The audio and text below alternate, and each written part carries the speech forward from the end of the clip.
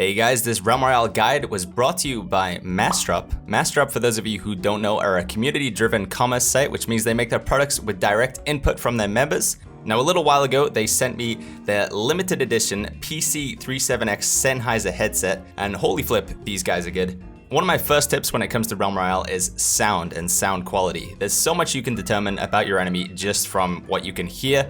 If you walk into a building and they're below you, above you, to the left, to the right, you can also hear what class they are, what weapons they're using, what abilities they're using, but only if you have a good stereo headset, and I would definitely recommend these for that category.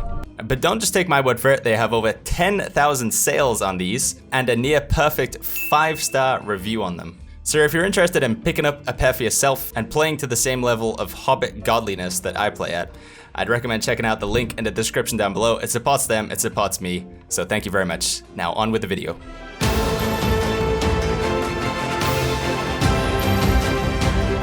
Hello everybody, and welcome to my Realm Royale guide. Now this is something you guys have been requesting from me a lot. I did one of these back in July, but since then the game has changed quite a bit. It's also come out on console as well, so I thought it would be a good idea to update my video guide and talk about all things Realm Royale. Now I've had quite a few hours of experience in this game, and there's a lot of things I've learned over this time that I believe I can teach you to help you play Realm Royale optimally and get more of those Crown Royales. Now I do think this video will be more for beginners, so experienced players, maybe there's only going to be a few things for you to glean and learn from this video, but I'm hoping to explain my thought process when it comes to an average round of Realm Royale, and hopefully that'll help you get more kills and potentially win more games. Now one thing I want to note really quickly, some of the footage I'm using for this video is from earlier on last week. There was a mini update that came out on the 11th of December that changed some visual aspects of the game, but for the most part everything still plays the same. Small nerfs to the fire axe and the venom pistol, but I still believe they're going to be really strong. But yeah, just wanted to make you guys aware of that. Alright, so you're starting off the game, you've clicked the play menu, you've selected solo, squad, or duo.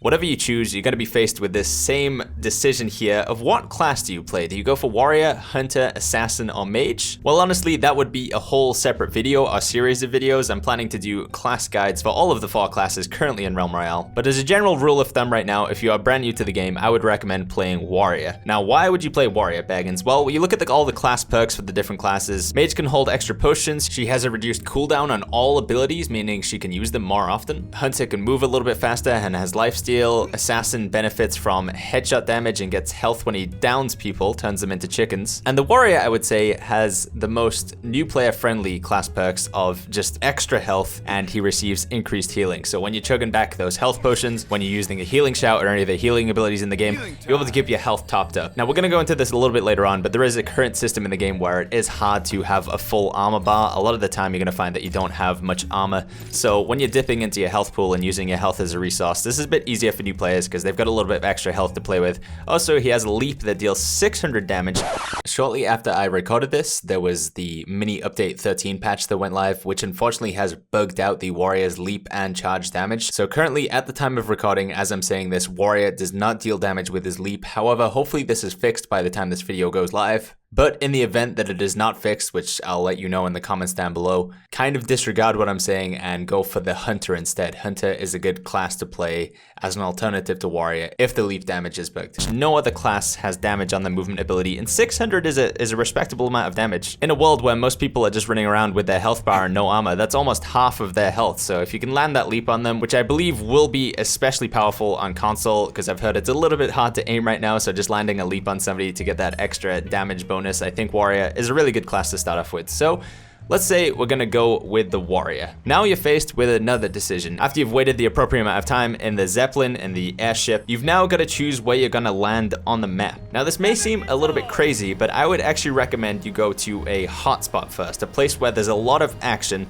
so you can practice the combat, get used to how the weapons fire, what the different abilities are, and just a general feel for Realm Royale. Because honestly, just dropping somewhere that's super duper quiet, gathering like 1 or 2 weapons, surviving 10 minutes, and then the first person you come across just stomping you is not going to be a great experience, and I don't think it's going to help you too much. So getting to grips with the combat as soon as possible obviously is going to benefit. Now you do get a little bit of combat experience from the tutorial, which this video assumes you guys have already done, but I don't think the tutorial is the same as an actual full round of Realm Royale. So where are the hotspots currently in Realm Royale? In my opinion, you want to be landing in Crossing and Lumberfall. I think those are the 2 busiest areas on the map right now. Now, after you've got a little bit more experience, you could keep landing here, because every time you get a kill, you get 50 shards, as well as any loot that is dropped from them, which is good to go towards the forge. Forging is a very important part of Realm Royale. However, if you want to take a little bit of a less risky approach to the game, because one of the things to consider right now in Realm Royale is all of the chests are very RNG. So when you land somewhere and you go into a building and you find maybe 3 chests in there, the next game, there might not be any chests in there, or there might be 6 chests in there, or there might only be 1. Right now, the spawning of the chests, they always have set spawn locations, but they might not spawn in that same location every single game. It is highly random. This creates different gameplay every game, but it can also be pretty frustrating if you're landing in a hotspot area like Crossing, and you go into what would be on normal building, and there's no chests in there, and the building next to you, which you know Tim landed in, is filled to the brim with all kinds of goodies. It's going to be pretty tough for you to win from that point. So maybe you go to an area that still has a decent amount of loot, but not a high amount of enemies. Spots that I think fit this category are the Jade Gardens, the Autumn Fields, and the Ice Graveyard up in the top right of the map. Okay, so you figured out where you're gonna land. Next step, you're opening up the chests and you're faced with another decision. There's weapons and abilities and all kinds of stuff coming out of the chest, Baggins. What do I keep and what do I get rid of? Well, right now, in the current state of the game, I actually think a lot of the weapons and a lot of abilities in Realm Royale are actually pretty good.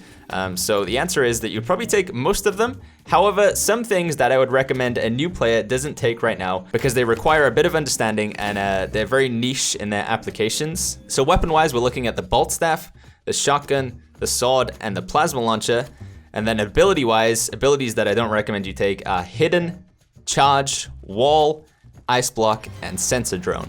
Now, a quick little note that I've been told by a few PS4 and Xbox players is the sword is actually really powerful right now due to the awkwardness that is the aim assist and how difficult it is to use the controller. Just the general aiming system in console Realm Royale, the sword is actually pretty powerful because not many people can land shots. So I'm aware that that may be an argument. One thing that I want to explain though is a lot of my experience in Realm Royale, almost all of it comes from playing on PC. So I'm going to be talking about a PC perspective, but I think most of the core concepts of Realm Royale can still be applied to console, but I want to make a note that maybe sword might actually be good. But as a general rule of thumb, all of these weapons and abilities, it is possible to win with them and using only exclusively these weapons. However, you would have a much easier time using the vast majority of other weapons currently available in Realm Royale. So once again, weapons and abilities that I don't think you should take from the chest. Everything else, go for it, sure. And we'll be doing a tier list later on in separate videos to know exactly what is the best of the best, but things that I don't think you should take: Bolt Staff, Shotgun, Sword, Plasma Launcher,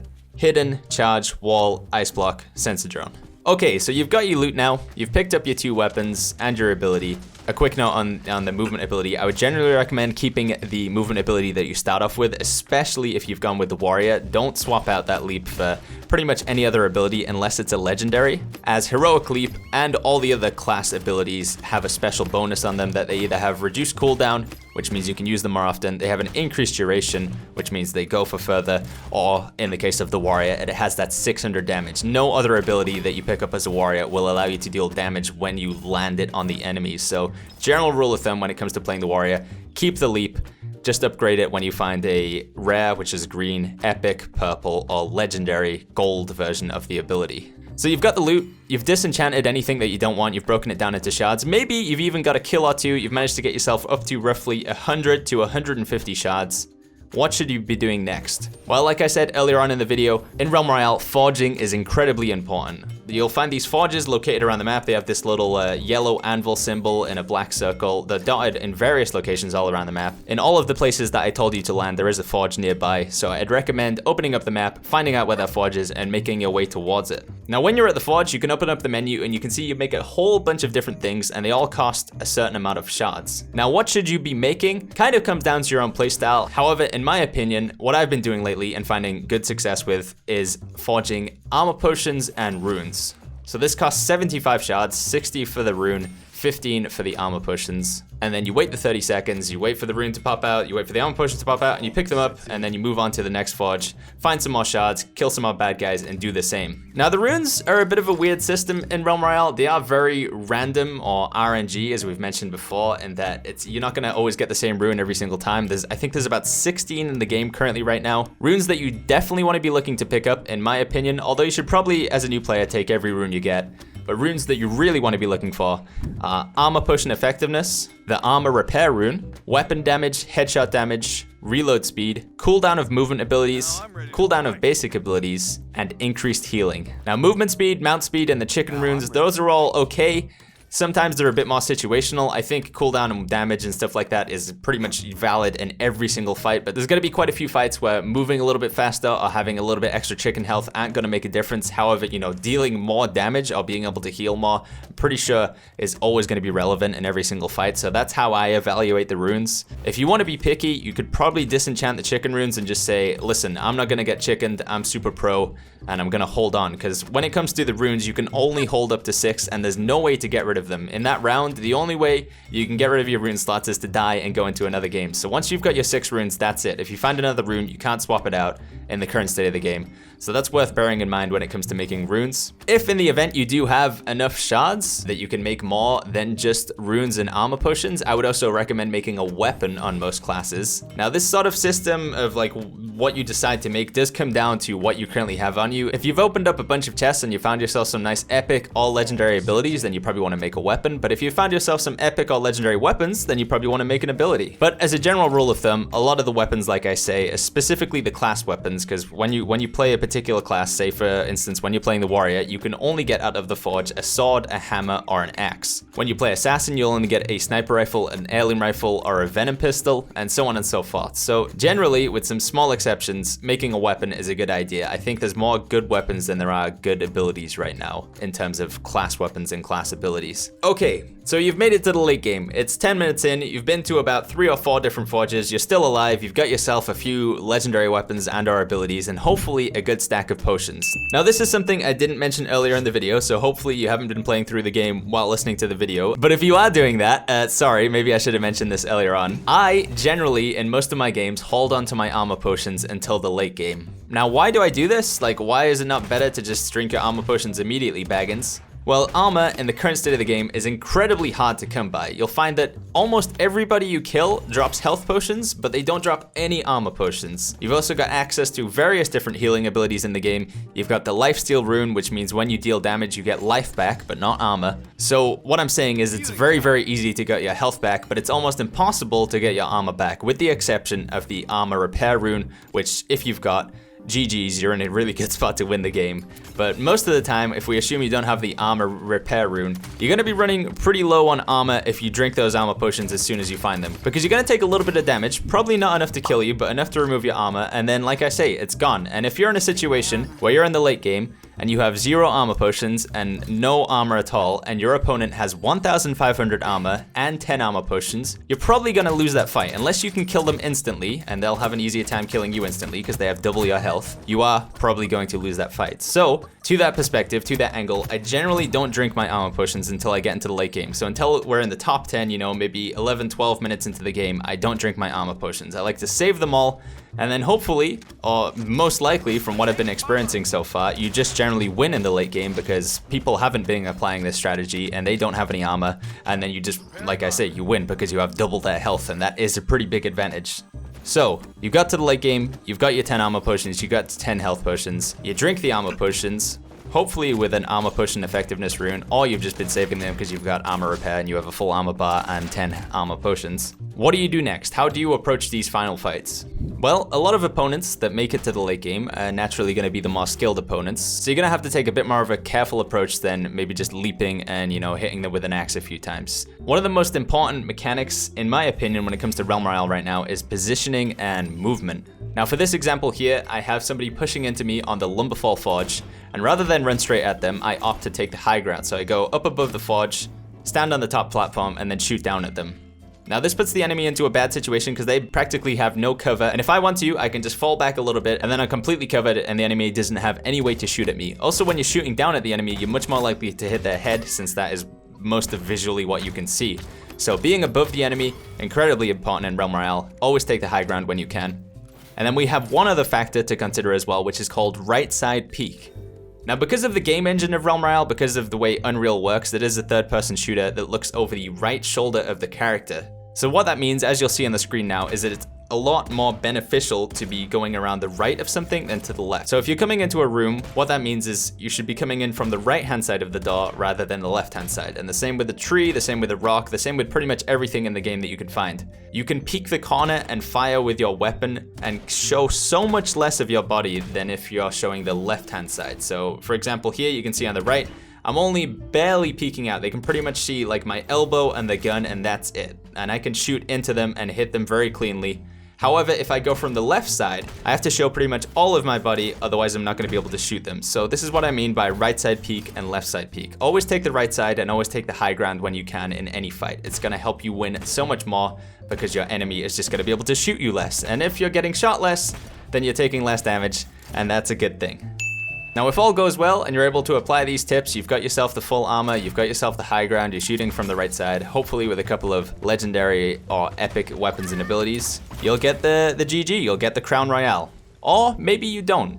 Go back, look at the fight, think what was the enemy doing, were they above you, what abilities did they have, what weapons were they using, and next game try and play that class and figure out, okay, this is what they were doing, and this is how to replicate it, and this is how to play around it. In my opinion, Realm Royale, and like most video games, it is a game of experience. The more times you play it, the better you will get. I believe applying the tips that I've told you in this video will definitely help out. Like I say, I know I rambled about it for such a long time, but I really do think that holding onto your armor potions until the late game is such an important strategy in Realm Royale right now. Of course, there are going to be some fights where somebody has already popped their armor potions and they come and fight you and they instantly kill you because you didn't have any of your armor and they had a full armor bar. But you probably dealt a bit of damage to them, and then they lost all their armor, and they're gonna lose later on, so it's a bit of a tricky situation, and I do hope that this is something that's gonna be fixed in the future of Realm.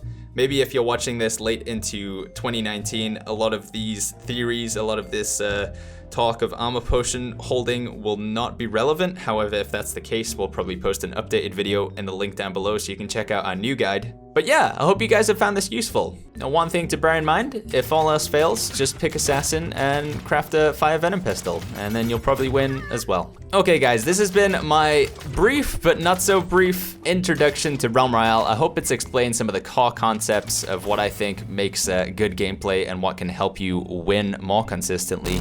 If you have any tips or tricks yourself that you think I missed out in this video, particularly if you are an Xbox or PS4 player and you've got some recommendations for sensitivity and controller settings, I'd be interested to hear those. I think that would be very useful for some of the new players checking out this video. Like I say, I will be posting individual videos on Warrior, Mage, Assassin, and Hunter, as well as a weapon tier list and ability tier list, so what I think are the best weapons and abilities in the game currently, so keep an eye out for those. I'll be putting links to those in the description down below and at the end of the video when they are out. And yeah, best of luck to you everybody. Enjoy the realm, forging ahead.